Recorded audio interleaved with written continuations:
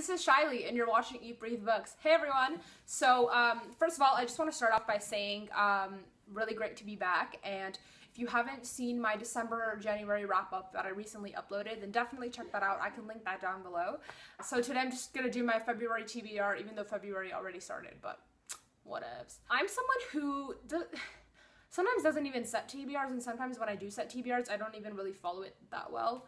But you know, I'll just set one and maybe it'll help keep me motivated, because I've been reading, but like I've also been really busy, and I've also been in a little bit of a reading slump, which is bad because like the year pretty much just started. But that's the situation, and yeah, whatever. So I'm gonna start off by talking about what I'm currently reading. So in January, I decided to start rereading City of Bones by Cassandra Clare, the first book in the Mortal Instruments series, and I love this series so much, and I just decided to give this a reread because A, it's amazing, B, the Shadowhunter show just came out, so why not? And I'm about like 100-ish pages in, and obviously it's really good, like maybe even better than last time, even though last time I gave 5 out of 5 stars, but it's great. And then something else that I started towards the end of January and that I'm just gonna start reading here and there through February is My True Love Gave to Me, which is 12 holiday stories edited by Stephanie Perkins, and basically a bunch of really good and well-known and amazing authors have contributed short stories to this book, including Stephanie herself, and then Stephanie edited everything. You may know Stephanie because she is the Anna and the French Kiss series author. And yeah, I don't have the book on me right now. It's somewhere in my room because I'm currently reading it, like I said. But yeah, it's really good so far. And I'll probably do like a review or something of this book and then talk about each story in it. If that's something you guys want to see, then leave a comment please letting me know, because I don't want to make it if you guys aren't interested. Okay, and next there's this reading challenge by Pop Sugar. Basically there's like 52 challenges. I'm not sure about the title of that challenge, but I can link that challenge down below if you're interested. But basically I wrote every challenge on a piece of paper in here, and I'm just gonna draw some out and pick books that just kind of match the challenge. Okay, so the first one that I have is read a New York Times bestseller. Okay, so this challenge probably means like read the book itself was a New York Times bestseller, and I don't know if this one was, but the author is a New York Times bestselling author, and that's Saint Anything by Sarah Dessen. See, it even says #1 New York Times bestselling author written on it, so I'm gonna count this.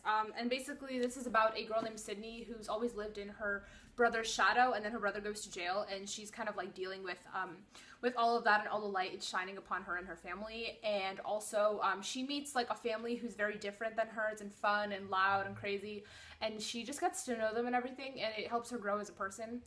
That a little bit reminds me of the book My Life Next Door by Huntley Fitzpatrick, because there's also a character who like meets a really big family and everything, but I'm sure this is going to be different, even though that one was good. But I'm sure this is going to be different and unique and really fun, and I've read some of Sarah Dessen's stuff and it's been pretty good, so I'm excited for this. Alright, and the next challenge is to read a recommendation by someone that you know, and so I'm gonna go with The One by Kiera Cass, because even though I've read the first 2 books in the Selection series, The Selection and The Elite already, my friend overall just recommended this series to me.